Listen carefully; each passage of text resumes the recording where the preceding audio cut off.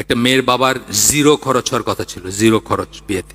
কত কঠিন করে ফেলছি আমরা, জমি জমা বেচা মানুষের খাওয়ায়া, তারপরেও খোটা, তারপরে যতদিন মানে চলতে থাকে এটা। আমাদের সিলেটে তো ইফতারির জন্য জমি বেচে গরিব বাবারা, ইফতারি পাঠানোর জন্য। বৎসরে বৎসরে রোজার সময় শ্বশুরবাড়িতে ইফতারি পাঠাইতে হবে, নাইলে মেয়ের ইজ্জত থাকবে না, মেয়েরে খোটা দিবে।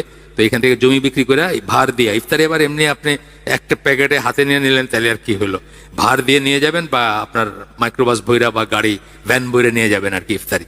শুধু তাই না, এই যে আম কাঁঠালের দিনে আবার আম কাঁঠাল পাঠাইতে হবে ভ্যান বইরা মেয়ের বাড়িতে।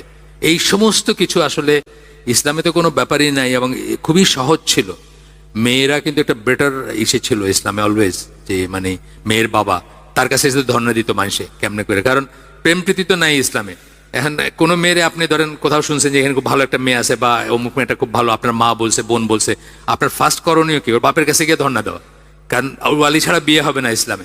তো ইসলামের বিয়ের সিস্টেম ছিল আলাদা, এখন তো চেঞ্জ হয়ে গেছে আর কি।